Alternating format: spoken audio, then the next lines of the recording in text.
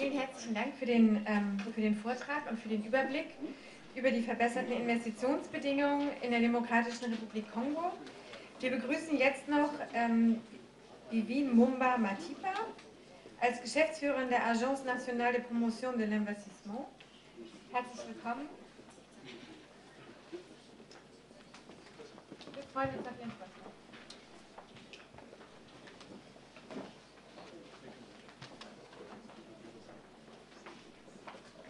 Monsieur le ministre de l'économie nationale, monsieur le vice-ministre de la coopération internationale et de l'intégration régionale, monsieur le représentant du ministère fédéral des Affaires étrangères et de la coopération au développement, messieurs et mesdames les représentants des ministères allemands, messieurs et madame les membres du corps diplomatique, monsieur le président de l'Africa Berlin, distingués invités, mesdames et messieurs, tout protocole respecté. J'ai l'insigne honneur et peut-être la lourde tâche de vous parler des opportunités que la RDC offre. Pays aux potentialités immenses, la population congolaise continue à vivre dans une extrême pauvreté. C'est ce que d'aucuns appellent le paradoxe du Grand Congo. Mais c'est aussi le vocable de scandale géologique qui lui colle à la peau, qui explique ce paradoxe. Car la convoitise humaine a attisé des guerres qui ont meurtri sa population, non seulement dans sa partie orientale. Plus d'une décennie de guerre où la recherche de la paix a été au centre des préoccupations des gouvernants de la République et de son président, son Excellence Joseph Kabila Kabange.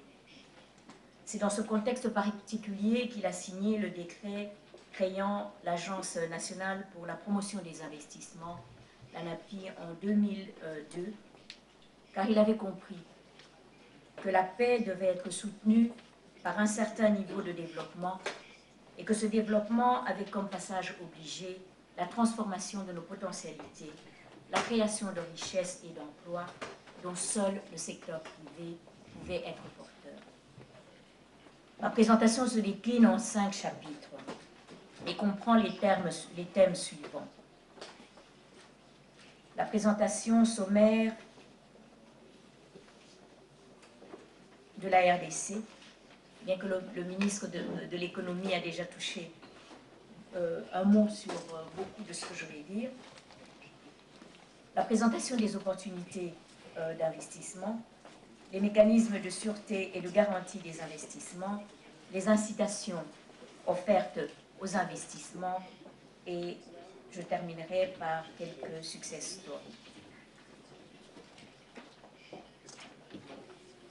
Pays d'une superficie de 2 345 000 km², presque 5 fois la superficie de la France. La RDC est sous-peuplée avec toutefois une population de 70 millions d'habitants, la classant en 4e position sur le continent africain en matière de densité. Entourée de 9 pays limitrophes, le positionnement géographique de la RDC la place au centre de l'Afrique, mais elle pourrait tout aussi bien se prévaloir de l'Afrique de l'Est ou australe. La végétation congolaise est des plus variées, allant de la plaine aux montagnes. Je m'attarderai sur les opportunités en matière forestière plus tard quand je vous présenterai les opportunités dans ce secteur. Les grandes évolutions de l'économie congolaise peuvent être circonscrites globalement en 4 périodes, à savoir 1959 à 1973, croissance et inflation modérée. 1974 à 1988, ralentissement de la croissance et inflation ouverte. 1989 à 2001, déclin de la croissance, destruction des richesses et hyperinflation. 2002 à 2014, reprise de la croissance et inflation sous contrôle. En dépit d'une conjoncture internationale difficile, la croissance en RDC est restée vigoureuse et résiliente. Cette croissance la positionne dans le peloton de tête en Afrique subsaharienne, dont la croissance moyenne est estimée à 5,4% pour 2014, alors que celle de la RDC était de 9,5%, et nous espérons une croissance à double chiffre pour cette année. En ce qui concerne le régime politique et les institutions, le constituant congolais de 2006 a privilégié une démocratie semi-présidentielle avec comme institution le président de la République, le Parlement bicaméral constitué d'une Assemblée nationale et d'un Sénat, un gouvernement dirigé par un Premier ministre et un pouvoir judiciaire indépendant. Pourquoi est-ce que l'entrepreneur allemand irait-il investir en RDC? Je vous ai déjà parlé de la situation géostratégique de la RDC au carrefour de l'Afrique. Il y a cependant lieu de mentionner qu'il s'agit d'un vaste marché au cœur de l'Afrique, avec 70 millions d'habitants, mais un marché qui pourrait être étendu à plus de 400 millions d'habitants, si l'on tient compte de son ancrage dans des organisations économiques régionales telles que la SADC ou la COMESA, ou le COMESA. L'économie florissante et prometteuse de la RDC. Comme je vous l'ai dit, la croissance est une des meilleures sur le continent africain. L'environnement des affaires de plus en plus attractif et compétitif, mon collègue Maître Mangala vient de vous en parler d'une manière assez exhaustive. Une main-d'œuvre abondante et bon marché, mais surtout jeune. Des infrastructures de base en pleine construction, en pleine reconstruction et modernisation. Et enfin, des importantes réserves en ressources naturelles, j'y reviendrai plus abondamment. De nombreuses réalisations et avancées ont été réalisées ces dernières années. Mais je n'épinglerai au niveau politique que la restauration de la paix, la sécurité et la cohésion nationale après plusieurs années de guerre, d'agression et de crise politique. La restauration de la sécurité juridique et judiciaire des investissements, la protection et la libre circulation des personnes et des biens sur toute l'étendue du territoire, et enfin l'indépendance de la justice dont vous savez le rôle important en matière d'investissement. Au point de vue économique, le programme économique en cours d'exécution est centré sur la mise en œuvre d'un programme quinquennal du gouvernement, programme 2012 à 2016, posant les fondations pour l'émergence de la RDC vers 2030. Et évidemment, la mise en place du DCRP2 qui est en révision pour le moment. En ce qui concerne les opportunités d'investissement par secteur, je vais enfin vous parler vraiment des réelles opportunités qu'offre la RDC, et ce dans 9 secteurs différents. 15% seulement de la population congolaise a accès à l'électricité. Le programme prioritaire du gouvernement en la matière consiste essentiellement à accroître de manière substantielle les capacités de production et de transport de l'énergie électrique et à diversifier et développer des sources alternatives d'énergie. Le potentiel est énorme et comprend le potentiel hydroélectrique, soit 100 000 MW, représentant 23% du potentiel mondial, 37% du potentiel africain, et ce, avec 52% des réserves d'eau douce d'Afrique. Les biocarburants, dont les possibilités de production sont immenses. Les énergies renouvelables, solaires, éoliennes, biomasse et géothermique. Les opportunités d'investissement sont essentiellement la construction de barrages hydroélectriques, la construction de 4 autoroutes énergétiques à panafricaines, la construction des centrales hydroélectriques dont 217 sites sont déjà identifiés, la réhabilitation et la modernisation des groupes G16 et G13 de Inga 1 et G24 d'Inga 2, la construction d'Inga 3 basse chute, soit 4800 MW, et enfin la construction d'Inga 3 haute chute, soit 3000 MW. La nouvelle loi a libéralisé le secteur d'électricité en ce qui concerne le transport, la distribution et la commercialisation. Mais ça, je crois que le panel sur l'électricité et l'énergie vous en dira plus. Le deuxième secteur, qui est l'agro-industriel, vise à accroître la production des produits vivriers et pérennes et à restaurer la sécurité alimentaire. La RDC, comme vous l'a dit le ministre tout à l'heure, a l'avantage d'avoir 80 millions d'hectares de terres arables et 4 millions d'hectares de terres irrigables, dont seulement 10% sont exploités actuellement. Des vastes étendues de pâturage permettent d'élever plus de 40 millions de têtes de gros bétail. Un potentiel halieutique de 700 000 tonnes de poissons par an, un climat varié et une pluviométrie abondante de 1000 millimètres par an. Et enfin, des grandes réserves d'eau douce, comme je vous l'ai dit, qui est une des plus grandes en Afrique. Les opportunités d'investissement sont innombrables et concernent le développement des filières industrielles de production avicole, porcine et bovine. Le développement des filières industrielles de pêche, pisciculture et leur transformation et conservation. Le développement des filières industrielles de culture pérenne et vivrière. Enfin, le développement des activités dans les parcs agro-industriels aménagés par l'État. 22 parcs agro-industriels ont été identifiés à ce jour, dont le parc de Bukangalonzo qui vous a été présenté dans le film tout à l'heure. Les réformes engagées dans le secteur agricole sont la promulgation du Code agricole, qui est très incitatif, et la signature d'un décret par le Premier ministre très incitatif portant sur le partenariat stratégique sur les chaînes de valeur. En ce qui concerne le secteur d'hydrocarbures, l'objectif principal du gouvernement en matière d'hydrocarbures est de relancer la production des hydrocarbures et du gaz naturel en vue de réduire le déficit énergétique. La RDC, comme l'a souligné tout à l'heure le ministre, a 6% des réserves pétrolières d'Afrique, localisées dans 3 bassins, dont le bassin sédimentaire de la cuvette centrale, avec 32 blocs non encore attribués. Le lac Kivu est ouvert à l'exploitation du gaz méthane.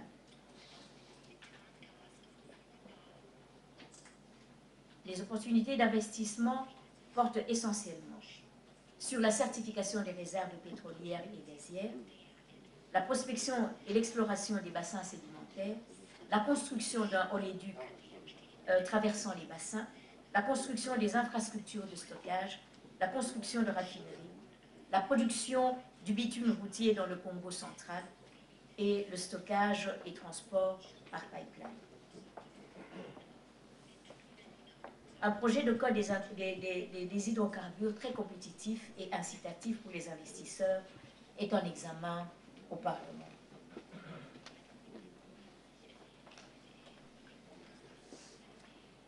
En ce qui concerne le secteur des mines, la République démocratique du Congo est connue pour son potentiel minier, représentant 1100 plus de sérénité que d'autres pays, le contexte de crise financière mondiale.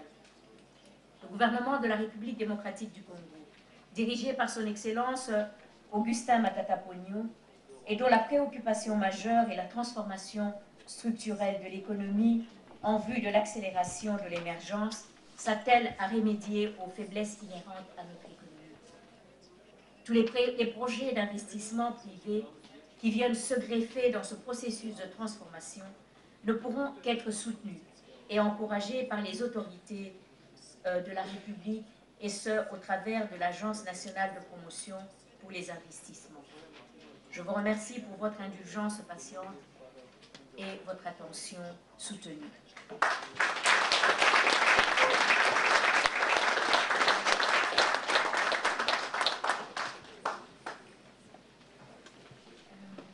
We're slightly behind time.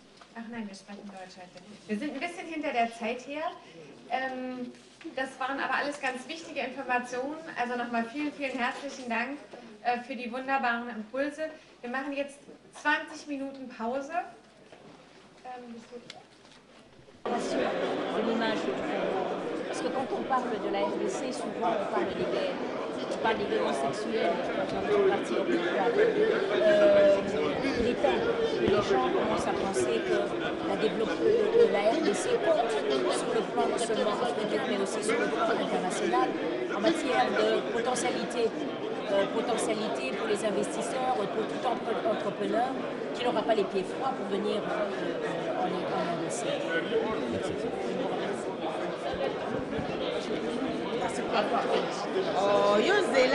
De la fait que vous êtes ici en Allemagne dans les femmes entrepreneurs. Vous êtes ici dans le cadre d'un forum qui réunit la République démocratique du Congo et l'Allemagne. Qu'est-ce que vous allez donner à la partie allemande et qu'est-ce que vous attendez de la partie allemande? Merci beaucoup. Je suis Eliane Moukini, présidente nationale des femmes entrepreneurs de la Fédération des entreprises du Congo. C'est vrai que je suis venue dans le cadre de ces forums pour parler, vendre mon pays, mais précisément parler du rôle de la Fédération des entreprises du Congo, le rôle que joue la Fédération dans le monde des affaires. Et donc, qu'est-ce que je vais donner à la partie allemande? Déjà, je vais leur dire de venir au Congo et d'être membre de la Fédération des entreprises du Congo pour que la Fédération puisse s'occuper, n'est-ce pas, de leurs problèmes. Parce que la Fédération, à travers son rôle du syndicat et des promoteurs des activités privées, est vraiment l'interface privilégiée, n'est-ce pas, des hommes d'affaires face au gouvernement.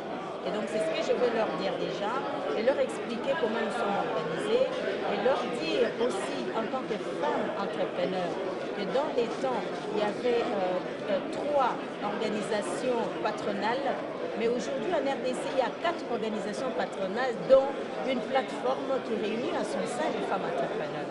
Et donc là aussi, les femmes entrepreneurs est écoutées. Lorsqu'on a un souci, le gouvernement nous écoute. Mais nous appelons les investisseurs allemands, qui est vraiment, c'est le but, n'est-ce pas, de notre voyage, pour venir investir à travers le contrat de partenariat. Parce qu'il y a plusieurs activités en RDC. Nous aimerions avoir les Allemands comme partenaires, comme qui dirait associés, n'est-ce pas? Qu'on nous prenne comme associés.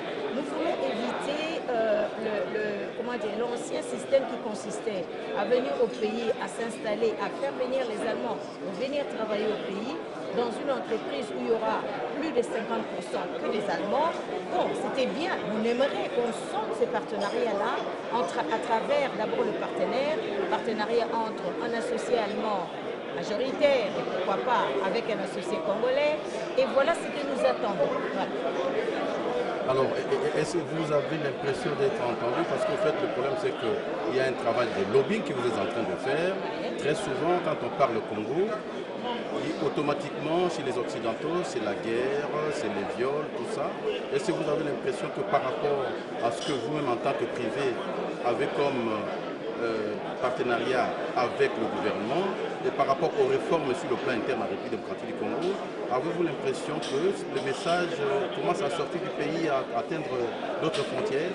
Mais bien entendu, rien qu'à écouter les discours de son Excellence ministre de l'économie, de Madame Mumba Matipa de la NAPI, sans oublier les CPCAI, parce que le problème, les investisseurs n'aiment pas venir au Congo. C'est vrai qu'il y a un problème du côté politique, mais il y a aussi le côté climat des affaires en général.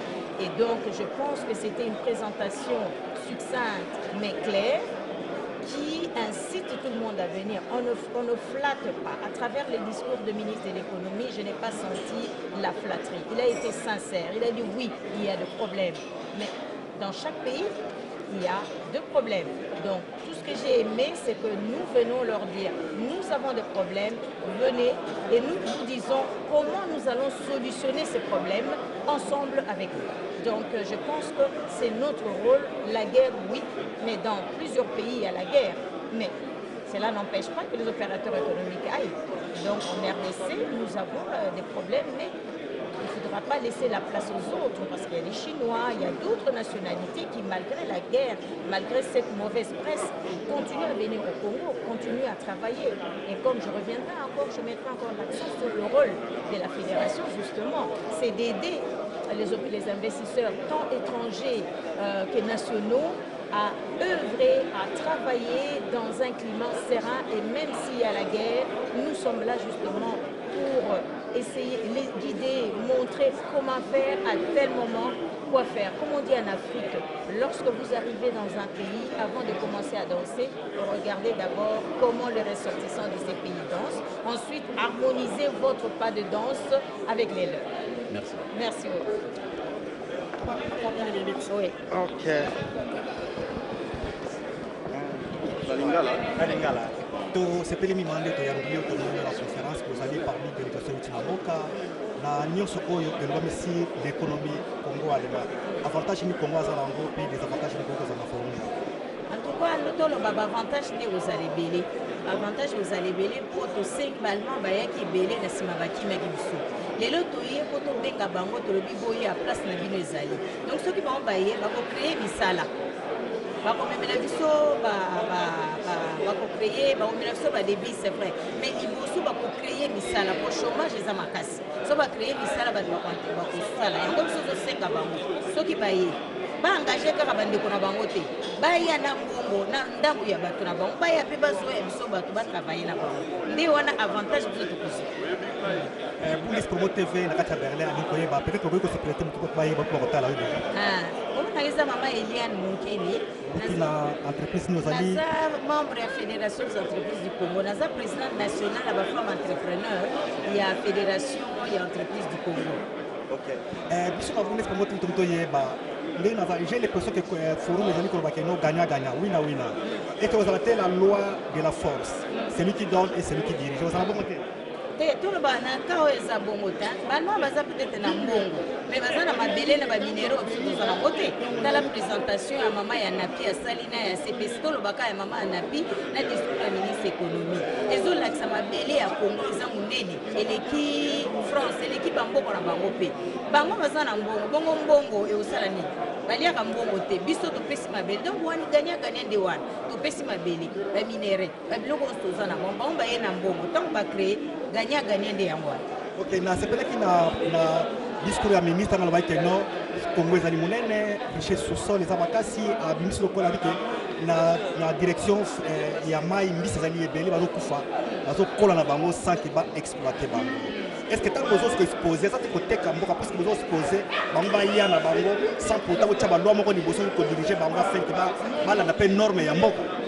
Mama eza ko côté tant que bango ba yepa na biso mikanda ezali balwa ezali omoni papa ya CPCI atangi pe balibeko na biso ya mboka tango bango bakoya bazoya koganye peut-être kolobela bango basala partenariat na bana ya mboka pe ozomona à ce moment là mibeko na biso ezali na partenariat wana biso tokosala na bango toloba te ke tobenga na bango po bango bazoya koyiba baya koyiba te po biso toza na mbisi meto na toloba te na makoki ya kosalisa babiso na te yango ministre économie alobi aza kokufa yango tolobi bango baya balakisa biso na mboka na bango babendaka mbisi ndenge nini basuka conservaka mbisi ndenge nini ntango tokomona bango na nsima mikolo bakokende te batikeli biso mayele na bamateriel biso mpe tokokosala ndewa. Est-ce que so batiki matériel na mayele wana bokosomba yango na mbongo na biso ya Congo bien ekozala keno bango batie biso lokola nyongo moko likolo eza nyongo te yo moko olobi partenariat gagnant eza nyongo te na ntango bango baye bango mpe bazwi te base retrouver base retrouver po mbongo batiaki eboti mbuma bakie na ngo matériel etikali ya biso donc tolobi epai tozonga epai biso te tokoganye mingi ya koleka po ntango bango bakokende mwa bamatériel biso na Congo tozalaka ta appareil ekufa okozobongisi et donc baappareil bakotikela biso na mayele oyo tokomona ntango bazosala elingi likambo tofungola biso tomona ntango bazosala po lobi so bango bamoni guerre babangi bakei bano ya biso ya mboka mayele babi te biso tosalaki na bango moni awa basalaka bo basalaka bo te toza nde bato bakoganye mais likambo moko ezaka nde tofungola mayele mpo toyebana ntango wana bazosala otala mpo biso babe na biso ezalaka ntango wana bazosala biso toke kopema tokomela mwa moko ntango wana nde tokorate. Merci mingi Bundes Promo TV na kata Berlin tosepelaki mpona mituna na biso. Merci papa journaliste napesi bana mboka moto tozozonga na nsima mikolo. Merci. Merci.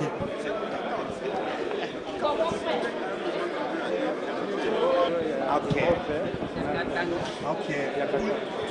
Au contrôler, ah ouais, t'as un couteau. Viens green. Ok. Maman Mbote. Pour se présenter ce que vous allez nani, biso na Bundes Promo to sepeli ko yambayo, pour tout le monde mituna na on se ko lekala kwa lelo. Je m'appelle Astrid Moussouga, je suis présidente congolaise de la commission femme adversaire du Katanga. Je suis venue ici pour représenter l'entreprise de la FEC Katanga. Non seulement tout ce qui s'est parlé, quel est l'avantage de la part ya Congo et des avantages nous sur le monde. Les avantages, c'est que nous cherchons à ce que les investisseurs viennent chez nous, investir bakuya kwetu, hivi tujenga nchi, batu bashikuwa napata envie ya kuya kutubia. Kwa mwenyewe ulishakusikia kama pei iko develope, batoto yetu batapata makazi, batoto batafunza muziki, mahospitali itakuwa ya bien, ndio tunatafuta sema bakuya hivi tujenga nchi. toyoki ke babi te gagna winya sikoyo na nyonso eza lokola te que la loi de la plus fort que non celui qui dirige et c'est celui qui donne et celui qui dirige. Non, lorsqu'ils viennent pour investir, c'est-à-dire nous allons faire le bénéfice ensemble. Et leurs bénéfices, ils peuvent rapatrier comme ils veulent, mais nos bénéfices, nous allons les investir dans le pays et ça va permettre à ce que notre pays puisse se développer. Merci beaucoup ezalaki Bundes Promo na kata Allemagne. Merci. Merci.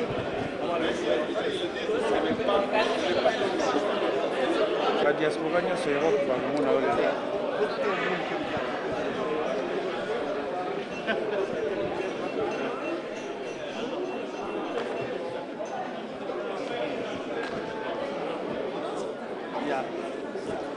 Mama lokola poza na mopaya na suka bongo mpona badiaspora biso nyonso bazali na mokili olobi na bango nini Napesi bandeko na ngai ata na nyonso. swahili.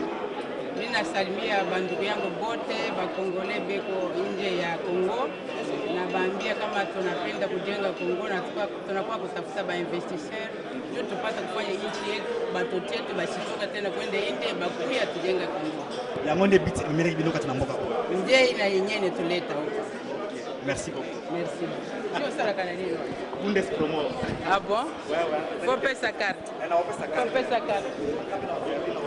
Est-ce que pesa kio? Logistik ein Teil des Eisenbahnnetzes, was heute schon genannt wurde, aber auch bis hin zu dem Projekt des Tiefseehafens. Und diese Projekte erfordern ganz einfach unter den Rahmenbedingungen, die teilweise auch gar nicht so schlecht sind, sondern die teilweise auch mit dem Image des Kongos, was ja heute Morgen schon mehrfach angesprochen wurde, zu tun haben, dass man einfach sehr individuelle, kreative Lösungen braucht, zusammen mit den Investoren, mit Großinvestoren, mit Banken, die bereit sind, sich auch in der Entwicklung dieser Projekte schon zu beteiligen. Also nicht mit fertigen Projekten zu kommen, sondern in der Entwicklung dieser Projekte bereits das Know-how der Investoren und die Wünsche der Banken, die diese Projekte finanzieren können, mit zu berücksichtigen. Kreative Finanzierungslösungen hört sich immer so ein bisschen abenteuerlich an. Wir beide wissen, wovon Sie sprechen, aber vielleicht mögen Sie da doch noch mal ein bisschen ins Detail gehen, wie denn die Kreativität da so aussehen kann. Ja, ich glaube, die Kreativität, die man braucht, und die liegt vor allen Dingen darin, dass man vielleicht verschiedene Finanzierungsinstrumente kombinieren kann und sollte. Es fängt ja an mit dem Eigenkapital, was in diese Projekte gesteckt werden muss. Da müssen Wege gefunden werden, wie man das, wir arbeiten ja gerade für kongolesische Investoren, für Firmen, die in der Regel heute nicht vergleichbar mit internationalen Konzernen über große Finanzmittel verfügen, sondern auf einem zwar sehr großen Schatz sitzen, vor allen Dingen Bodenschätzen, die eigentlich sehr große Werte darstellen, aber eben auch noch nicht so genutzt werden können für die Darstellung der Finanzierung. Das hängt dann auch mit Explorationsfragen zusammen, mit dem Nachweis dieser Ressourcen entsprechend der Standards, zum Beispiel des York-Standards, sodass also auch Banken und Investoren das nutzen können. Auch das gehört zu so einer Kreativität dazu, eben sich ein Projekt mehr im Detail anzusehen. Und die Arbeit, die dahinter steckt, ist eben sehr komplex und beinhaltet eben sehr viele Fachbereiche auch. Nicht nur das Know-how, wie man ein Projekt finanziert, sondern was eben auch technisch dazugehört und welcher Einfluss diese sowohl von der Technologie her bis hin zu den zum Beispiel Spezifikationen in dem Rohstoffbereich dann auch Elemente in der Finanzierung ganz stark beeinflussen können. Das ist diese Kreativität, die man da hineinbringen und nutzen kann. Und was raten Sie aktuell aus Ihrer Sicht? Sie sagten ja auch gerade, Sie arbeiten vor allem für kongolesische Investoren. Was raten Sie aktuell deutschen Unternehmern auf dem Weg in den Kongo auf der Suche nach Finanzierung? Es ist auf jeden Fall wichtig, viele deutsche Investoren haben bereits gute, starke Finanzpartner an ihrer Seite, Banken, mit denen die möglicherweise schon viele Jahre zusammenarbeiten. Natürlich sollte man sich auch als deutsches Unternehmen damit beschäftigen, wenn man also bei seiner Hausbank oder bei seinen bisherigen Partnern nicht Unterstützer hat, die sich also gerade auch im Kongo auskennen. Das ist ja auch ein wichtiges Thema. Auch international gibt es, glaube ich, nur sehr wenige Banken, die sich im Kongo auskennen. Und ich kann da schon sagen, dass wir in Deutschland den riesigen Vorteil haben, dass wir eine der größten Banken der Welt hier haben, die größte Investmentbank der Welt, die größte Bank in Europa, die Deutsche Bank. Und das ist also durchaus ein Partner, der in der Lage ist, verschiedene Projekte zu begleiten, in verschiedenen Größenordnungen, auch bis zu sehr großen Projekten hin. Und natürlich auch ein internationales Know-how hat. Die Deutsche Bank ist ja heute eine internationale Bank, auch wenn sie Deutsche Bank heißt. Und ich habe mir erlaubt, auch heute den Herrn Gorhan mit einzuladen, der hier im Auditorium mitsitzt, der Direktor für Afrika der Deutschen Bank, um einfach dieses Interesse auch nochmal zu unterstreichen. Aber es gibt natürlich auch eine ganze Reihe anderer möglicher Partner, große Investoren, andere große Banken, die dazu in der Lage sind. Okay, wunderbar, vielen Dank und auch Herr Gorhan, herzlich willkommen. Bevor wir gleich zur Zentralbank der DR Kongo kommen, würde ich gerne noch einmal zur Kreditversicherung übergehen. Herr Schmierbach, die Kreativität bei Euler Hermes ist ja ein ganz klein wenig eingeschränkt. Wie ist momentan der Stand der Dinge, was die Deckungspolitik für die DRC angeht? Ja? Von meiner Seite auch erstmal vielen Dank für die Einladung, für die Möglichkeit, die Exportkreditgarantien hier vorzustellen. Der Vertreter unseres federführenden Ministeriums, des Bundeswirtschaftsministeriums, konnte leider heute nicht kommen, weil gerade an diesem Tag eben unser wichtigstes Entscheidungsgremium monatlich tagt. Ich weiß nicht, ob ich vielleicht zur Einleitung noch ein bisschen was zu Exportkreditgarantien als solches sagen soll oder ob das soweit bekannt ist. Es sind ja doch viele Vertreter hier aus dem Kongo, die vielleicht die Exportkreditgarantien nicht so kennen. Wir sind eben die staatliche Exportkreditversicherung, die für die Bundesregierung Zahlungsausfallrisiken absichern. Das geht los bei Fabrikationsrisiken über die Ausfuhr bis hin zur Kreditrückzahlung. Das Wichtigste aber eigentlich, finde ich, gerade wenn Handelsbeziehungen aufgebaut werden mit einem Land, sind die Absicherung der regelmäßigen Handelstransaktionen, die auch einen wichtigen Teil unseres Geschäftes darstellen und die immer die gute Ausgangsbasis bilden, um in einem Markt Fuß zu fassen. Jetzt habe ich Ihnen vieles Gutes gesagt über die Exportkreditgarantien und warum die so wichtig sind. Jetzt schauen Sie vielleicht auf unsere Internetseite und sehen auf exportkreditgarantien.de, dass für Kongo formal keine Deckungsmöglichkeiten bestehen. Nun, sitze ich hier vollkommen umsonst. Ich denke nicht, Gerade was afrikanische Länder angeht, hat die Bundesregierung eine ganz große Bereitschaft, sich auch Geschäfte anzuschauen, die, sage ich mal, nicht von einer Beschlusslage erfasst werden, wenn sie dann im Einzelfall Sinn machen. Das Problem, was wir eigentlich in der Praxis haben, ist, dass wir so wenig Anträge sehen für den Kongo. Da zeichnet sich vielleicht so etwas wie eine Trendwende ab. Gerade in den letzten Wochen haben wir einige Anträge bekommen. Bisher haben wir auch schon Absicherungen gemacht. Es waren aber meistens Weltbank finanzierte Projekte, von denen heute auch schon einige genannt wurden.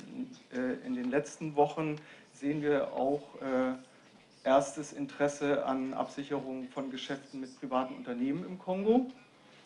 Und da kommen wir dann eher zu den praktischen Problemen.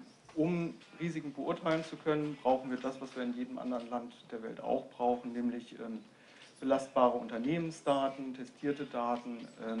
Wir brauchen im Land gute Auskunfteien, Wirtschaftsbüros, die uns nochmal eine unabhängige Meinung geben. Und hier müssen wir schauen, ob wir das in der DR Kongo im Regelfall auch bekommen. Und dann ist das die Voraussetzung dafür, sich auch mit solchen Dingen wie formalen Beschlusslagen zu beschäftigen. Wir müssen erstmal schauen, inwieweit wir regelmäßig unsere Unterlagen für eine Prüfung erhalten können. Was kann also auf der kongolesischen Seite da beigetragen werden, um dieses Prozedere zu erleichtern und wirklich ja, dafür zu sorgen, dass es für die Deutschen und auch andere Unternehmen leichter wird, Deckungen zu bekommen, sei es jetzt durch Euler Hermes oder eben auch von den europäischen Kollegen. Das Problem wird ja überall das gleiche sein. Erstmal, dass vielleicht so etwas wie die staatliche Exportkreditversicherung im Kongo stärker bekannt wird, dass man nicht mit Misstrauen dem deutschen Partner begegnet, sondern auch die Vorteile für die kongolesischen Unternehmen sieht, die ja durchaus dann von den doch zurzeit besonders günstigen Finanzierungskonditionen in Deutschland profitieren können. Das ist eigentlich ein Zugewinn für beide Seiten und dadurch vielleicht auch die Bereitschaft von kongolesischer Seite zu steigern, das Unternehmen, das eben in Deutschland kaufen möchte, transparent zu machen, die entsprechenden Unterlagen zur Verfügung zu stellen. Dann kann auch das Prozedere sehr stark abgekürzt werden. Wunderbar, vielen Dank für diese erste Einschätzung. Herr Mutombo, wir freuen uns sehr, dass Sie als Gouverneur der Zentralbank der DR Kongo heute bei uns sind. Und ich würde Sie bitten, vielleicht nochmal eine kurze Einführung zu geben über die Besonderheiten der kongolesischen Zentralbank, auch für die Privatwirtschaft.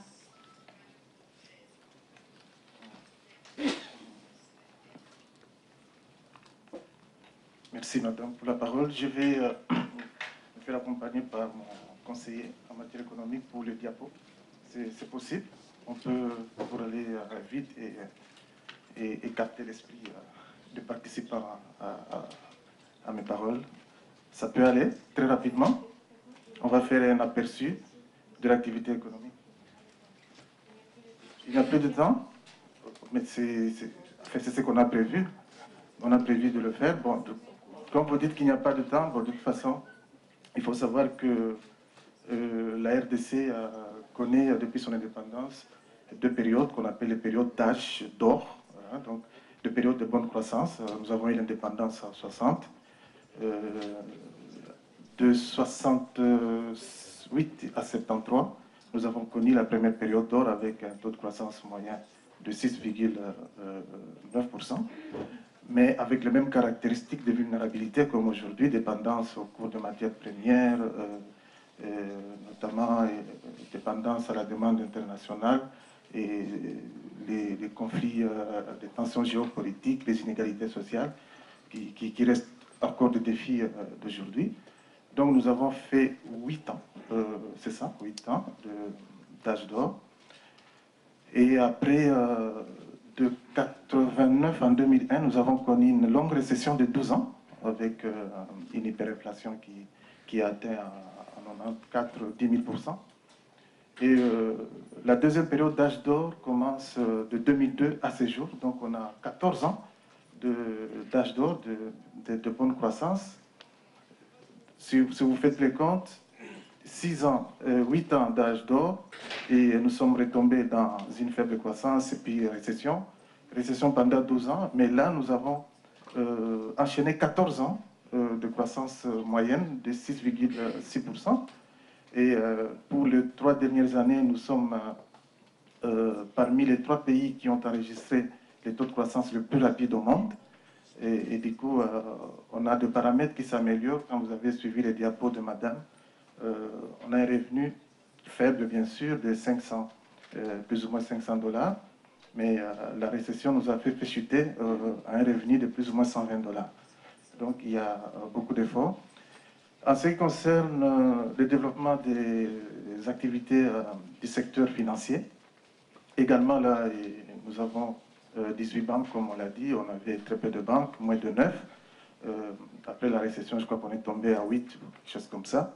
Et le crédit à l'économie, bien sûr, il est faible. Il est aujourd'hui à 2,1 milliards, mais nous avons en 2001 un chiffre de 30 millions seulement de crédit à l'économie. Donc nous avons une multiplication par 70. Et nous avons les taux directeurs qui étaient à plus de 100% pendant la récession, mais aujourd'hui nous avons 2%. Et la Banque centrale a mené des réformes pour accompagner cette reprise des activités financières. Nous avons renforcé la supervision basée sur les risques. Nous avons renforcé les exigences en matière d'assainissement des institutions financières qui est maintenue. Et nous avons renforcé les exigences en matière de capital, de ratio de liquidité, de rentabilité et même de solvabilité. Et du coup, d'autres réformes ont suivi comme les mécanismes de résolution des crises financières, les mécanismes de prévention d'accidents financiers. Et pour cette année 2014, par exemple, aucune banque, sauf une qui a problème, n'a fait de perte. Donc une très bonne croissance. Et du coup, la santé financière s'améliore d'année en année. Si vous regardez le ratio moyen de fonds propres réglementaires aux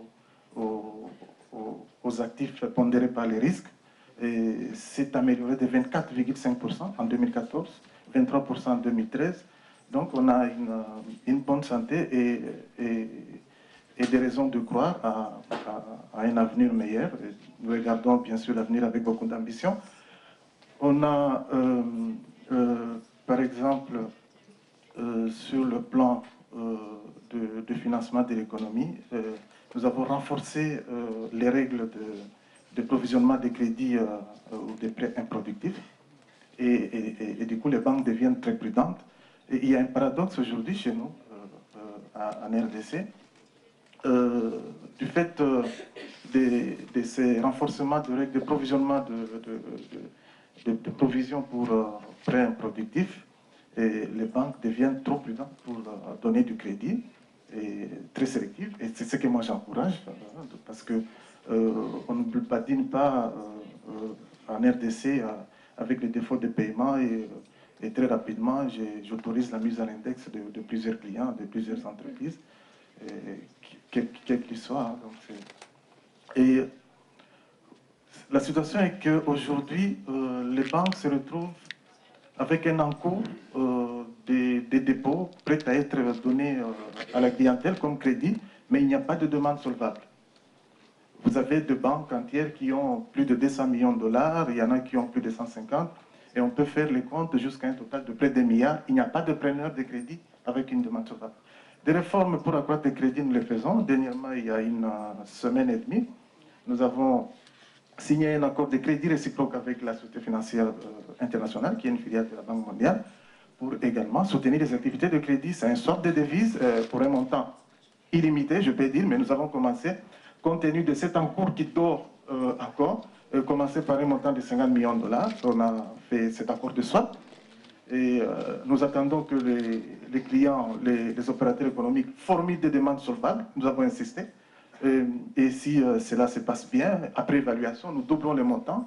Nous avons ce projet même avec la CDP, la Banque de développement de Chine, pour un montant de 500 millions. Mais nous attendons voir d'abord ce qui va se faire avec le peu de 50 millions. Mais il y a déjà plus ou moins 1 milliard qui dort dans les caisses de banque et qui ne trouvent pas preneur. C'est un paradoxe. C'est là que j'en appelle aux entreprises allemandes de s'associer en joint venture, en co-entreprise avec les entreprises congolaises, ou même d'aller seuls, ceux qui estiment qu'il n'y a pas de garantie. Mais les garanties sont là. Vous savez, il n'y a pas que les assurances en RDC. Nous sommes dans beaucoup d'ensembles sous-régionaux qui fonctionnent bien comme les COMESA. Et dans les COMESA, nous avons des outils d'assurance au commerce, comme l'Agence africaine pour le commerce en Afrique. Nous avons signé il y a une semaine un partenariat. Il y a une conférence qui s'est tenue hier avec mon adjoint et le représentant de cette agence en Afrique. Et si vous vous rappelez bien, à un moment donné, ceux qui suivent l'actualité en RDC, il y a une année, il y a eu un incendie à Kasumbalesa qui a brûlé de camions entiers avec des conteneurs pour une valeur de plus de 100 millions de dollars. Mais ceux qui étaient assurés dans le cas du COMESA ont été très rapidement indemnisés. Et ça, on assure également les crédits, les crédits aux opérateurs économiques dans le cas du COMESA aussi. Donc il n'y a pas que les assurances qui sont en train d'être libéralisées chez nous. Et moi je demande que je sois l'autorité de régulation des assurances en RDC parce que j'estime que pour une efficacité de régulation, il faut confier ça à la Banque centrale. Ça c'est une parenthèse. Je provoque le ministre qui est là. Wunderbar. Vielen herzlichen Dank. Donc voilà, et, écoutez, je vais, vous savez, il est difficile de tout parler, il y en a tellement beaucoup. Alors, joint venture, entreprise allemande, aller en RDC, mobiliser les fonds ici en Allemagne, avec votre confiance, crédit, les banques peuvent vous octroyer ces crédits, transférer également les connaissances à vos amis congolais pour l'évaluation, la bonne élaboration de projets, et la bonne gestion, c'est ce qu'on cherche. Maintenant, pour stimuler cette synergie, il faut développer les infrastructures structurantes, les routes, les ports, Et là, il faut de gros moyens. De gros moyens, c'est là qu'il faut que la RDC trouve des partenaires qui ont la volonté de l'aider. Je dis bien, la volonté, on n'aime pas des intermédiaires qui nous font perdre le temps. On a besoin de partenaires qui vont nous permettre, sinon nous-mêmes nous traitons. On est en pourparlers avec la Deutsche Bank, on est en pourparlers avec Commerzbank, ici en Allemagne. On a besoin de lever les fonds à des conditions qui soient acceptables, parce que je pense qu'aujourd'hui, en Europe, avec des politiques monétaires non conventionnelles que vous êtes en train de mettre par vos banques centrales, l'argent devient presque gratuit. Les gens empruntent à 2-3% pour 30 ans, ça se passe. Les taux sont très bas. Les taux pénalisent même les épargnants. C'est les emprunteurs qui sont joyeux aujourd'hui. C'est le moment de nous aider au moment où les conditions sont très basses. Donc, il faut le faire. En ce qui concerne la garantie, nous sommes en train de réfléchir. Et là, nous allons très vite aussi chez nous. La Banque centrale a fait des propositions au gouvernement pour mettre en place un fonds d'infrastructure. Et c'est un fonds qui va commencer avec au moins 500-600 millions de dollars et qui sera approvisionné régulièrement, qui va servir à garantir. Et c'est une sorte de début de structuration financière de tout projet qui va donner des valeurs ajoutées au projet que nous allons présenter. Mais en ce qui concerne les BOT et les autres PPP, et je pense que l'évaluation de projets peut rassurer tout le monde. Et là, on a beaucoup de projets qui sont dans le portefeuille qu'on vous a présenté. Je vais m'arrêter là. Et merci, madame. Vielen herzlichen Dank erstmal für den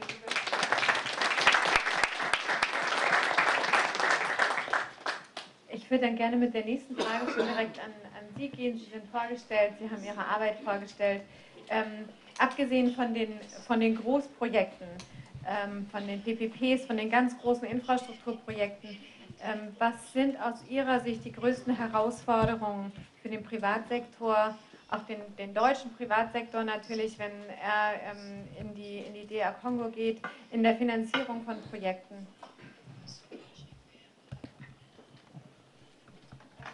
Einfach nur reinsprechen. Merci Madame. Je commencerai par dire que les plus grands défis en fait que rencontrent les investisseurs en général et pas seulement les investisseurs allemands, je commencerai par les investisseurs congolais au pays, c'est l'accès au crédit.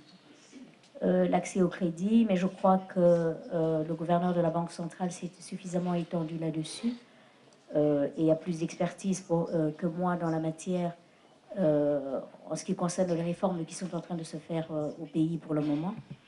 Mais je dirais que en ce qui concernerait les entrepreneurs allemands, les plus grandes réformes pour moi en matière financière qui ont été prises dans notre pays concernent l'assurance. Et je reviens là-dessus parce que c'est un pendant important pour les investisseurs. Au Congo, nous avions une situation monopolistique au niveau de l'assurance et la loi qui vient d'être promulguée en 2014, en fait début 2015, par le président de la République et qui a libéralisé l'assurance, conforte et confortera les investissements qui pourraient venir de l'Allemagne, en ce qu'ils auront des structures d'assurance qui pourront être mises en place et la concurrence nécessaire pour que les primes payées soient conformes à ce qui se passe dans les autres pays, puisque la concurrence sera là. Et donc non seulement j'invite les entrepreneurs allemands qui sont dans le secteur de l'assurance de venir au pays ouvrir des compagnies d'assurance, puisque comme je l'ai dit, c'est libéralisé, c'est entièrement libéralisé, parce que ça permettra à soutenir en fait les investissements en matière de garantie et de sécurité des investissements qu'ils font au pays. Je vous remercie. Welche Versicherungen speziell meinen Sie, ganz allgemein?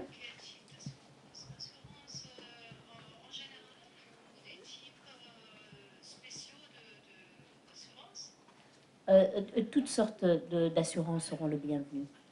Comme je l'ai dit, n'oubliez pas que les assurances font partie de ce qu'on appelle les institutions financières.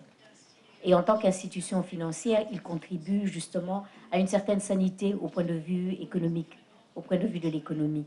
Mais évidemment, quand je parle des investisseurs, ce sera des assurances en fonction des risques de gestion qu'ils prennent afin qu'ils puissent assurer, que ce soit des assurances en matière d'incendie pour les établissements qu'ils ouvriront au Congo, mais en matière de gestion aussi des risques qu'ils prendront au niveau du gestion de leur quotidien, en matière de leur exploitation, en ce qui concerne leurs exploitations.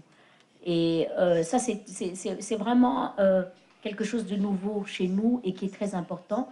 Et c'est pour ça que j'ai voulu attirer l'attention là-dessus. Okay, je vous remercie, madame.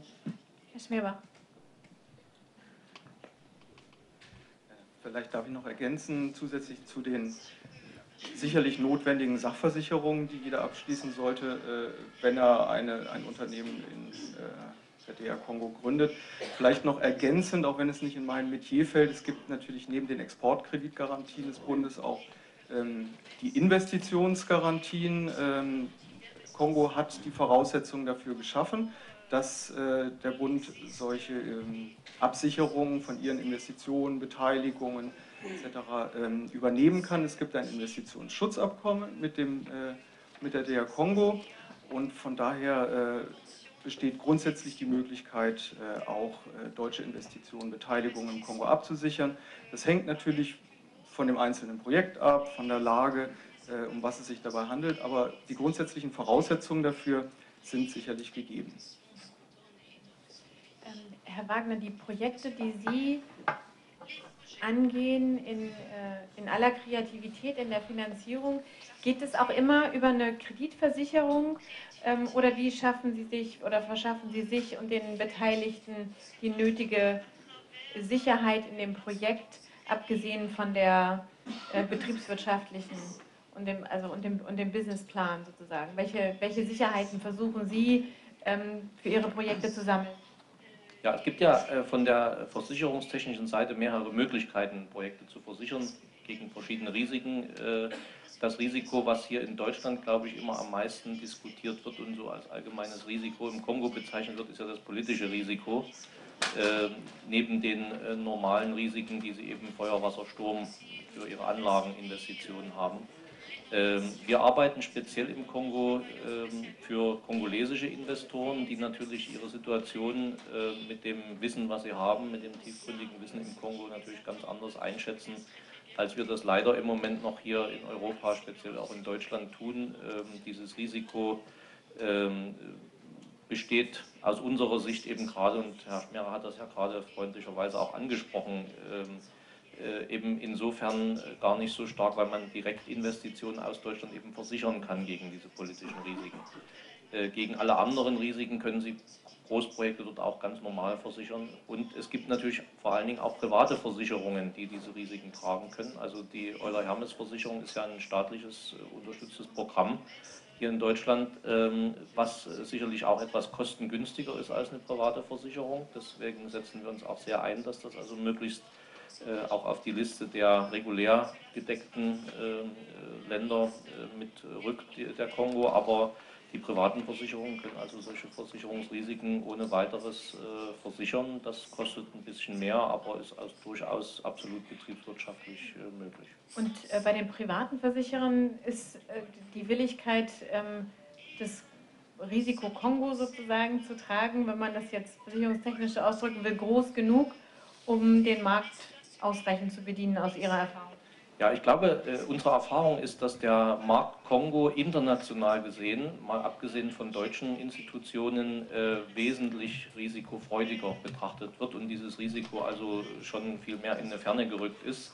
Die Stabilität und die Zahlen, die wir gestern und heute auch von den Repräsentanten der kongolesischen Regierung sehen konnten, zeigen ja auch ein Bild, was ja eine sehr große Stabilität darstellt. Also wenn Sie über 10 Jahre eine Inflation nur von 1% haben, wenn Sie über 10 Jahre eine stabile Währung mit kaum Kursschwankungen haben, das zeigt ja schon, dass dieses Bild mit wirklichen Daten hinterlegt ist. Die internationalen Investoren und Analysten vor allen Dingen, mit denen wir uns auch sehr stark beschäftigen, sehen also durchaus ein sehr, sehr positives Bild vom Kongo. Und diese privaten Versicherungen, von denen ich spreche, kommen nicht unbedingt aus Deutschland, aber sind international eben sehr erfahren und sehen das sehr positiv. Okay, Dankeschön. Meine Damen und Herren, haben Sie Fragen an die Panelisten? Bitte ganz.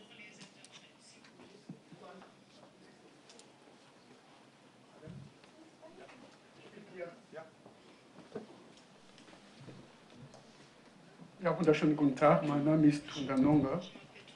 Ich bin kongolesischer Staatsbürger aus Berlin in Deutschland. Ja, ich möchte mich zum ersten bei unserem Wirtschaftsminister. Entschuldigung, ich muss Sie einmal ganz kurz. Ja, wir sind ganz furchtbar. Ja, es ist mir auch bewusst. Es ist mir bewusst. Bitte tun Sie mir einen Gefallen, sagen Sie. Dankeschön. Ich möchte mich zuerst bedanken. Bitte tun Sie mir einen Gefallen und sagen Sie einfach Ihren Namen. Ich habe schon gesagt, mein Name, ich wiederhole, bitte, lassen Sie unterbrechen mich nicht. Mein Name ist Tundanonga. Ich bin kongolesischer Staatsbürger, der in Deutschland, in Berlin lebt. Und ich möchte zum ersten bei meinem Minister für Wirtschaft, bei der Vertreter von CPAIC und von ANAPACI bedanken wegen ihrer ausführlichen Auskunft zur Lage der Investitionskodex in Kongo und die ganze juristische Sicherung. Meine Frage richtet sich an Herrn Schmarbach. Herr Schmarbach, Sie wissen das aus der Homepage von der Bundesministerium für Wirtschaft und Energie, was über Exportkreditgarantie steht. Ich habe heute, so gestern gegen 0 Uhr, bin ich auf ein Portal gegangen und habe ich folgende Auskunft genommen. Kurzfristig, Kurzinformation für Kongo. Kurzfristig, es bestehen keine Wirkungsmöglichkeiten. Mittel- und langfristig, es bestehen keine Wirkungsmöglichkeiten. Sicherheiten, Landegruppe, Stufe 7. Und diese Stufe 7 steht weiter. Entschuldigung, es ist sehr wichtig. Nein, ich weiß, aber Herr Schmerer hat genau das eingangs gesagt, dass wenn Sie auf die Webseite... Ja, mein Minister weiß es nicht und seine Delegierte wissen es nicht. Ich gehe weiter. Sie jetzt ganz freundlich das Wort abzugeben? Ja, weil eine Sie jetzt Sekunde. gerade Sachen, nein, Eine Sekunde. weil Sie gerade Sachen Beschlüsse. wiederholen, die Nein. Herr Schmerbach schon gesagt hat und ich jetzt gerne Bitte. jemand anderes das Wort geben möchte, damit wir weiter. Landesbeschlüsse, der deshalb keine Wirkungsmöglichkeit bestehen, Kongo und Korea. Ja, und jetzt die Frage ist, welche Garantie gibt Herr Schmerbach an deutsche Investoren in Kongo, wenn auch diese Dokumente gibt es nicht. Das ist meine Frage. Nein, das hat er nicht gesagt. Das ist nur das hat er nicht gesagt. Herr Schmerbach, beantworten Sie die Frage gerne nochmal.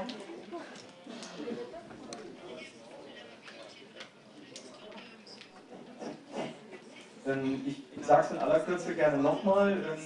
Die Regierung hat gerade bei afrikanischen Ländern eine große Bereitschaft signalisiert, sich mit Geschäften auch außerhalb formaler Beschlusslagen zu beschäftigen. Die Voraussetzung, dass wir solche formellen Regelungen ändern, ist aber einfach, dass wir uns an konkreten Fällen orientieren können, damit wir eben auch adäquat unsere Beschlusslagen anpassen. Aber vielleicht darf ich noch mal darauf eingehen, weil Herr Wagner vorhin etwas gesagt hat zu den politischen Risiken, die nicht absicherbar wären.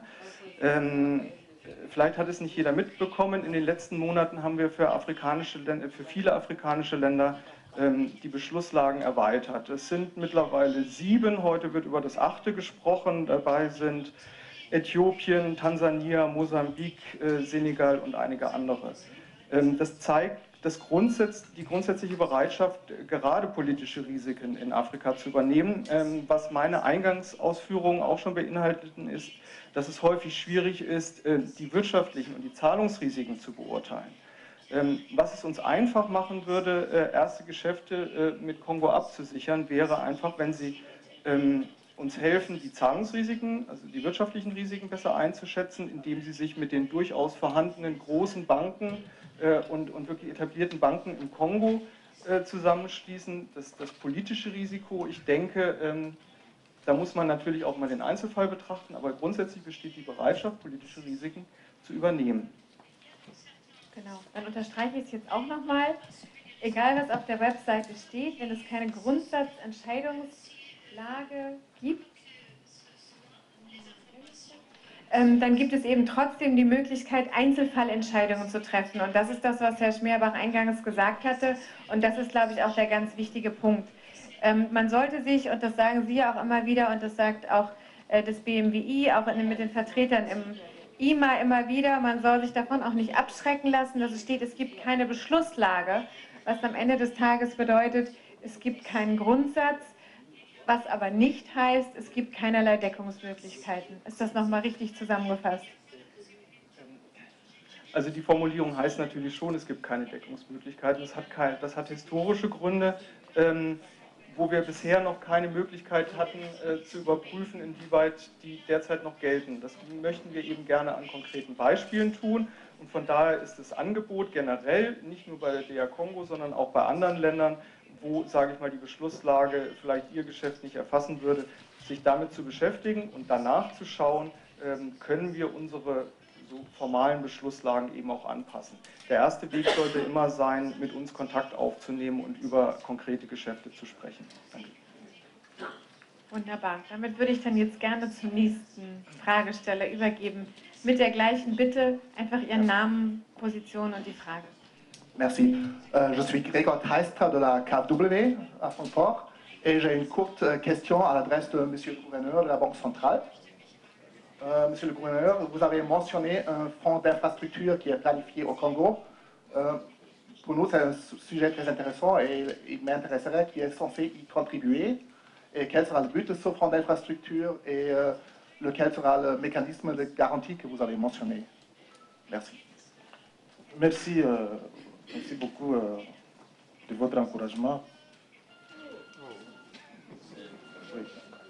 Oui, et vous êtes le bienvenu. On connaît bien la KfW dans ses interventions dans plusieurs domaines.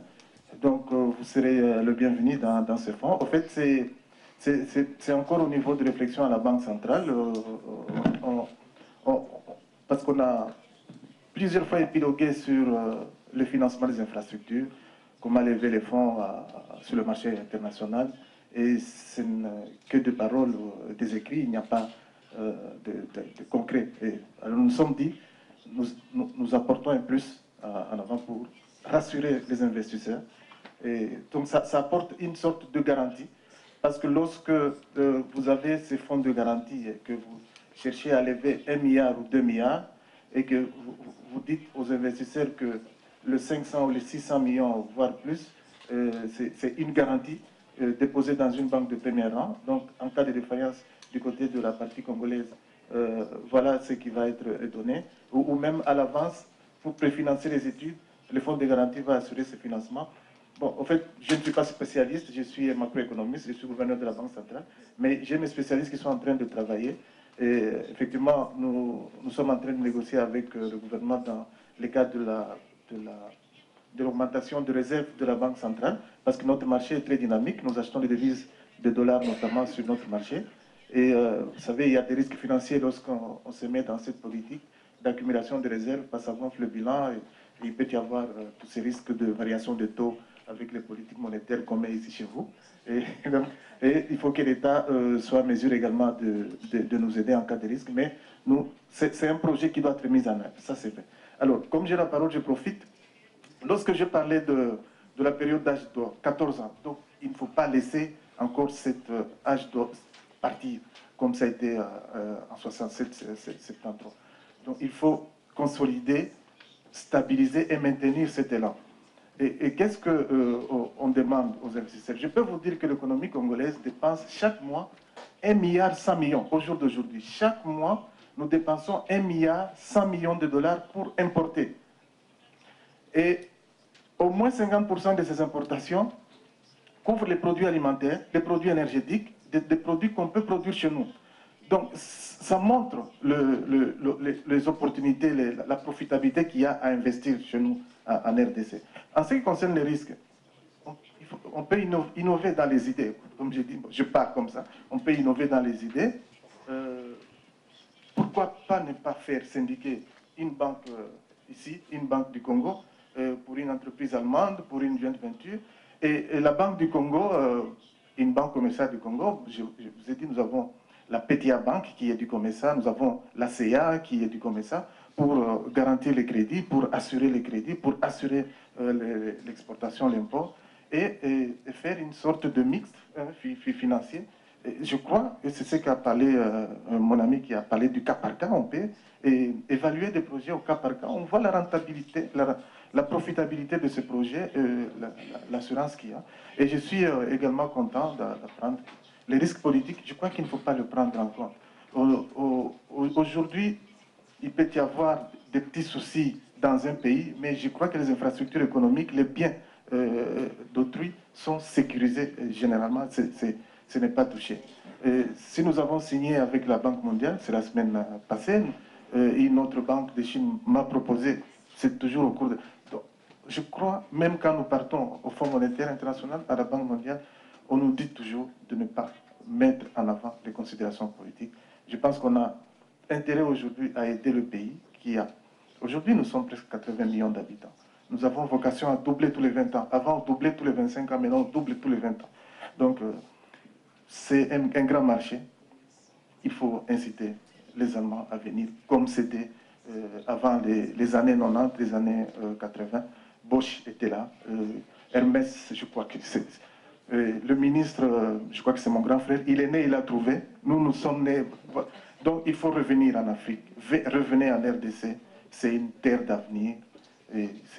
C'est un pays, en tout cas, qui donne les opportunités qu'il n'a jamais données aujourd'hui. Un de 3 premiers pays au monde à avoir un taux de croissance accéléré pendant les dernières 3 années. Merci beaucoup. Vielen Dank für das Plädoyer. Wir müssen die weiteren Fragen leider auf die Pause verschieben. Ich kann, Herr Wagner, Sie wollten gerade noch einmal was... Ja, vielleicht noch mal ganz kurz ein Wort dazu. Die Finanzierung heute, die man im Kongo braucht, sind realistisch darstellbar aus meiner Sicht. Also kein Unternehmen in Deutschland sollte sich davon abschrecken lassen, nur weil es heute noch nicht die standardisierten Prozesse gibt, so wie es die in Deutschland gibt, sondern gerade mein Vorredner hat das ja nochmal betont, diese Unterstützung, die durch die kongolesische Regierung da ist, hilft sehr, aber auch die Unterstützung, die eben von den Investoren und Banken hier aus den westlichen Ländern, auch aus Deutschland kommt. Vielen Dank. Dankeschön. Das ist ebenso wie das Plädoyer des Gouverneurs einfach nochmal ganz, ganz wichtig von jemandem, der die praktische Erfahrung vor Ort hat, das nochmal zu hören, dass es sich lohnt, zuversichtlich in den Kongo, also in die DRC zu gucken und auch als deutsches Unternehmen, egal welcher Größe, sage ich fast mal, da mit einer gewissen Zuversicht, auch was die Finanzierung angeht, mit einer Einzelprüfung über Hermes dran zu gehen. Herr Minister, natürlich nehme ich Ihnen nicht das letzte Wort. Je voudrais vous remercier pour la parole que vous m'accordez. Je voulais juste dire un mot en quelques secondes. Les Allemands qui sont en République démocratique du Congo ou qui sont dans les pays voisins comme le Rwanda, s'il y en a dans la salle qui ont pu visiter le Nord Kivu, Goma au Nord Kivu, auront remarqué que c'est pendant la guerre, pendant les troubles, que cette ville, cette province s'est le plus développée. Il y a de cela 10 ans, il n'y avait pas autant d'hôtels, autant d'infrastructures. Ceci pour dire que même pendant la guerre, on peut faire de bonnes affaires. A fortiori maintenant qu'il n'y a pas de guerre. Merci beaucoup.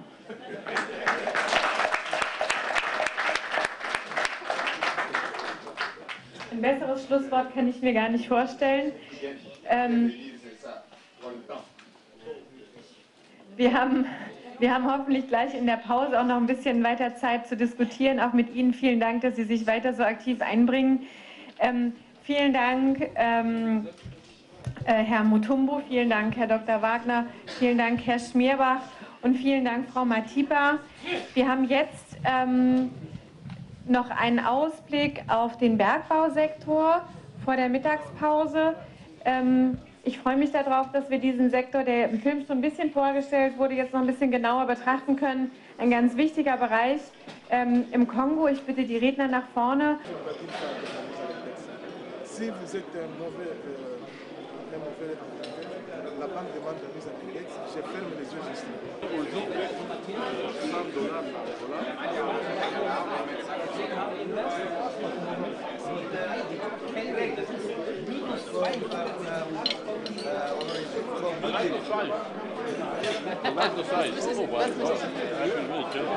Il y a les semences qui sont certifiées. Et ces semences certifiées,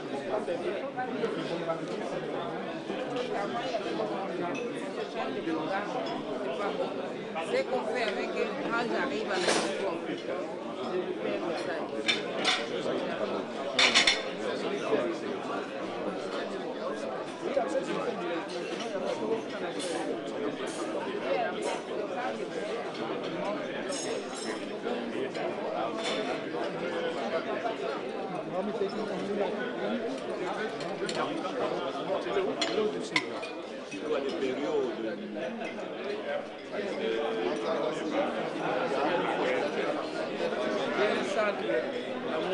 Moi, j'ai fait 1000 et une choses.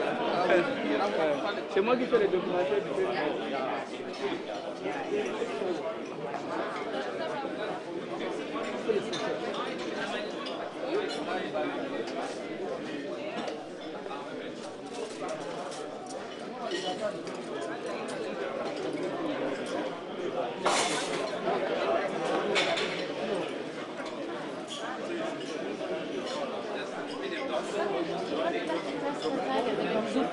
Ja, was ist damit?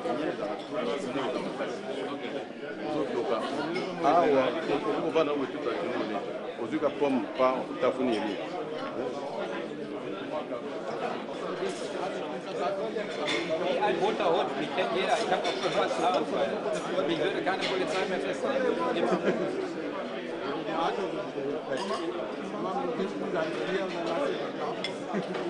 nur, wer ich bin. Oh, ist in Ordnung, ist in Ordnung.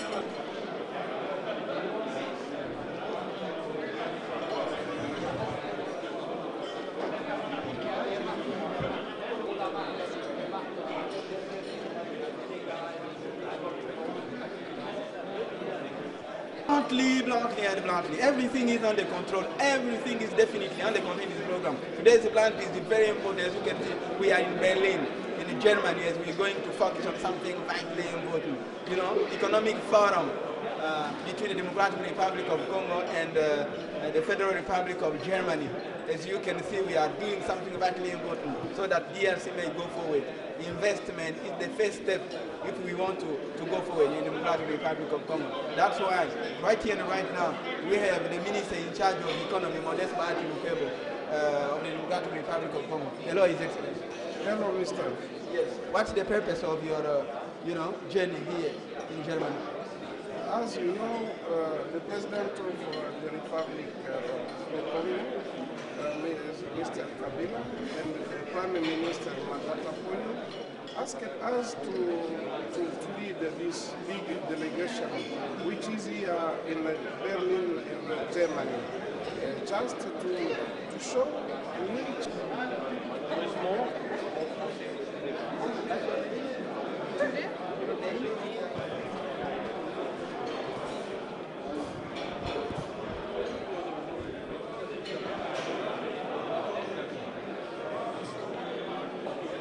La conférence de Berlin, c'est ici où on a partagé pratiquement le Congo dans ses limites actuelles et que vous avez choisi pour cette fois-ci de venir également frapper à la porte de l'Allemagne pour une coopération par rapport à l'évolution au niveau des affaires.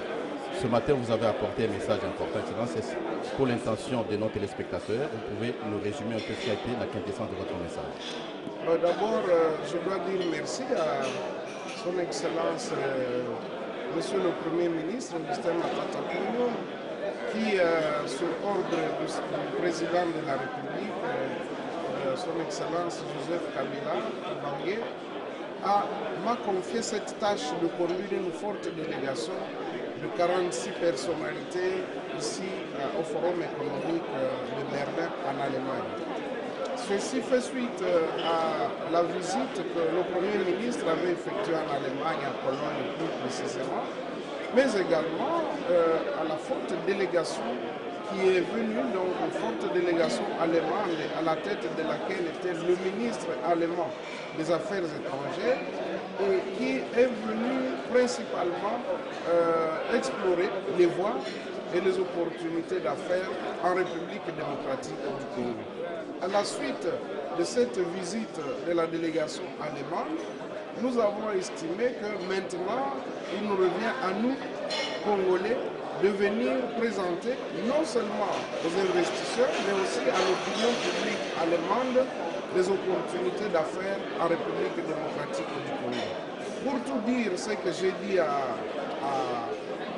lors de mon intervention, j'ai dit que c'est vrai que le bon Dieu nous a dotés de beaucoup de ressources. Nous avons beaucoup de ressources naturelles, on a des terres, on a des diamants, on a de l'or, on a tout.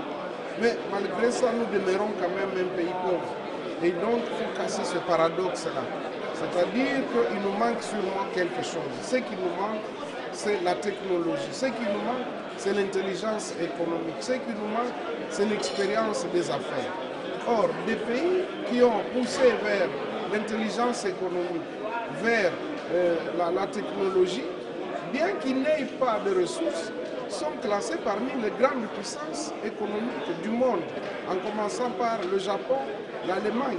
Ces pays-là n'ont pas de ressources, n'ont même pas un dixième des ressources naturelles que nous avons. Mais comment nous demeurons pauvres? Et ainsi, nous avons pris conscience que, effectivement, pour que nous sortions de l'état de pauvreté, nous devons voir comment transformer nos ressources naturelles en richesses réelles. Et pour le faire, il n'y a pas de honte, il faut aller vers ceux qui détiennent les capitaux, ceux qui ont la technologie, ceux qui ont l'expérience, ceux qui ont le sens des affaires, et parmi lesquels les Allemands, qui sont reconnus mondialement comme étant des experts en termes d'affaires. La preuve, c'est que c'est la première économie européenne, donc la première puissance financière économique de l'Europe. Et non, nous avons dit, nous allons apporter ce que nous avons comme opportunité. Vous savez que rien que pour l'agriculture, nous avons 80 millions d'hectares de terres arables. Pour ce qui est de l'énergie, nous avons une hydrographie qui dégage plus de 100 000 mégawatts en termes d'hydroélectricité, sans compter les petits barrages ici et là.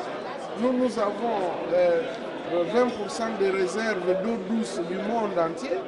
Nous avons à peu près 6% des réserves pétrolières du monde. Nous avons un climat de 4 saisons qui permet à ce qu'on puisse produire sur toute l'année. Nous avons autant de potentialités, ne parlons même pas des mines parce que nous avons plus de 1100 minerais listés, mais malgré ça nous demeurons pauvres. Voilà pourquoi nous avons dit qu'il est temps pour que, grâce à l'embellie économique qui se dessine dans notre pays par la stabilité économique, par la croissance économique qui, en 2014, a atteint pour la toute première fois les 9,5%, grâce à une inflation maintenue en dessous de 1%, grâce à une stabilité monétaire, nous avons dit qu'il n'y a pas meilleur moment, et surtout que nous mettons l'accent sur l'amélioration du climat des affaires. Nous avons pris un certain nombre de lois et nous avons ratifié d'autres et des accords internationaux pour garantir les investissements en République démocratique du Congo. Nous pensons que c'est vraiment le moment de venir présenter le message. Et l'impression que j'ai eue pour dire, même en écoutant nos partenaires allemands, ils sont convaincus parce qu'ils n'avaient pas du tout suffisamment d'informations sur nous. Parce qu'ils parlent toujours de la sécurité politique, de la stabilité politique. Mais nous leur avons donné l'exemple que quand vous prenez le Nord Kivu qui était le foyer de la guerre pendant les quelques années passées, mais c'est pendant la guerre que les affaires se sont développées au Nord Kivu. Avant la guerre, il n'y avait pas autant d'hôtels au Nord Kivu. Avant la guerre, il n'y avait presque pas de routes asphaltées au Nord Kivu. Avant la guerre, le budget de la province était minime. Au jour d'aujourd'hui, grâce aux prélèvements qui sont effectués sur l'activité économique, la province a un budget soutenu et un budget acceptable. Et donc, nous leur avons dit qu'il ne faut pas attendre. Quand ils nous parlent de 2016, ils semblent dramatiser. Nous disons qu'il n'y a pas à dramatiser. Il ne se passera rien en 2016, d'autant plus que le chef de l'État lui-même l'a dit. Il va respecter la Constitution et que le processus des élections est engagé. Il n'y a rien qui se passera, tout se passera normalement. Il ne faut pas attendre 2017 pour venir investir en République démocratique du Congo. Et c'est ainsi que nous avons invité les Allemands à venir rapidement chez nous, de ne pas attendre. Fort heureusement, déjà le président de Africa Verein, qui est l'association qui regroupe les hommes d'affaires allemands qui opèrent en Afrique, a déjà marqué son accord pour arriver à Kinshasa le 30 juin, donc à la fin de ce mois. Et nous aurons l'occasion de finaliser tout ce que nous sommes en train de faire ici, parce qu'il ne faut pas se limiter au discours des conférences. Nous devons avoir un suivi, une structure qui permette à ce que concrètement nous puissions passer aux actes et quitter le discours pour que finalement notre rêve puisse se réaliser. Excellence, la partie allemande apprécie votre franchise. Vous êtes ministre du gouvernement. Certains pensaient que vous veniez avec un discours politique. Vous avez parlé sans papier et des chiffres et vous avez dit la vérité. C'est peut-être ça la méthode aussi qui a payé, Excellence. Oui, vous savez, ils sont très intelligents. Ils savent quand vous dites la vérité et quand vous ne le dites pas. Ils ont compris que ce que je disais venait du cœur et traduit également la volonté des autorités congolaises qui ont compris qu'il n'est plus question que des gens puissent se porter garant de l'exploitation de nos ressources, et qu'il fallait passer directement par nous, parce que c'est cela aussi qui nous a attiré les guerres pendant des années. Ça créait un certain énervement des gens qui se disaient comment ces gens-là sont assis sur des ressources aussi fabuleuses et nous ici on est en train de crever de faim, et ils ont compris. Nous avons dit clairement que nous venons avec un discours pour le marketing économique. Nous ne sommes pas venus faire la démagogie, parce que dans les affaires, il n'y a pas de sentiment. Vous le remarquez dans le monde entier. Les mêmes qui critiquent les Chinois, mais ils sont les premiers à aller arracher des marchés en Chine. Alors, je pense que nous aussi, nous devons nous réveiller pour qu'on ne puisse pas nous endormir dans les discours politiques. Nous sommes venus ici pour le marketing économique. Alors, Excellence, là, les 30, une grande délégation va venir à Kinshasa, fêter avec nous, ce sera la fête d'indépendance. Au fait, est-ce qu'on peut avoir les secteurs prioritaires sur lesquels on va tabler dans le prochain jour? J'ai noté que les Allemands que nous avons rencontrés sont très intéressés par l'agriculture, l'agro-industrie. Ils sont très intéressés par la pêche industrielle. Ils sont très intéressés par l'hydroélectricité. Ils veulent investir dans des grands barrages comme Inga 3 et comme le barrage de Wani en province orientale avec Kisangani, et même dans les micro-centrales hydroélectriques. Parce que tout le monde a besoin d'électricité. Il n'y a pas que les industries minières qui ont besoin d'électricité. La population a besoin d'électricité. Les petites et moyennes industries, les petites et moyennes entreprises ont besoin d'électricité. Et donc, ce secteur-là les intéresse. Mais aussi, j'ai noté qu'ils sont intéressés dans les mines de charbon, mais c'est toujours pour produire de l'électricité. Ils sont intéressés par les assurances. Bon, nous avons noté qu'ils sont intéressés de venir investir aussi. Bon, le seul secteur où il y a encore quelques hésitations, c'est sur le tourisme. Mais là, je crois que quand ils vont commencer à s'installer et voir qu'ils peuvent travailler en toute quiétude, ils vont sûrement attirer les touristes, parce que le tourisme doit nous rapporter aussi beaucoup d'argent et nous l'attendons. Et quel est de notre côté l'effort que nous devons faire pour que finalement ce que nous avons dit puisse attirer la partie américaine? Bon, d'abord, je dois noter que ce qui a été fait, c'est déjà bon. Le fait d'avoir précédé de cette mission la prise des lois, la promulgation des lois qui sécurisent les investissements. Parce que nous avions senti lors de leur passage à Kinshasa qu'ils attendaient de nous les garanties juridiques. Elles sont là, elles sont sur la table. Vous avez le WADA, vous avez l'AMIGA, vous avez plusieurs accords internationaux que nous avons signés, que nous avons ratifiés, qui permettent à ce que tout investisseur puisse disposer de ses ressources comme il l'entend, mais également en cas de différend, qu'il ait la possibilité de recourir à un arbitrage international.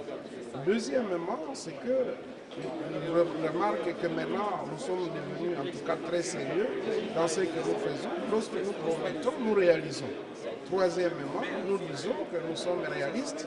Nous ne voulons pas, au nom de quelques principes de souveraineté, nous enfermer sur les ressources alors qu'on n'y gagne rien. On a tout intérêt à mettre ces ressources-là en œuvre de manière qu'elles puissent nous profiter et qu'elles profitent aussi à nos partenaires. C'est ce qu'on appelle le gagnant-gagnant. Je crois que c'est ça notre message et c'est ça notre détermination. Merci.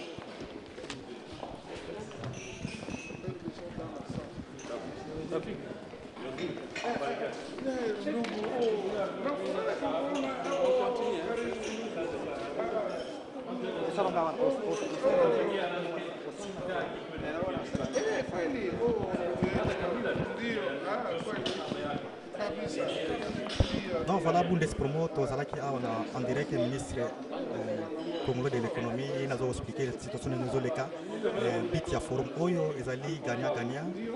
Tout le monde tout est bien, donc congolais va balader, nous sommes les cas. Voilà, merci Bundespromo, photo en direct. Bluntly, everything is under control. Everything is definitely under control. Today's blunt is complaining. Today's blunt is exciting. J'ai pas de recherche. Ouais, dans mon déjà électif. Avant, c'est dans combien de temps? Faut prendre combien de temps?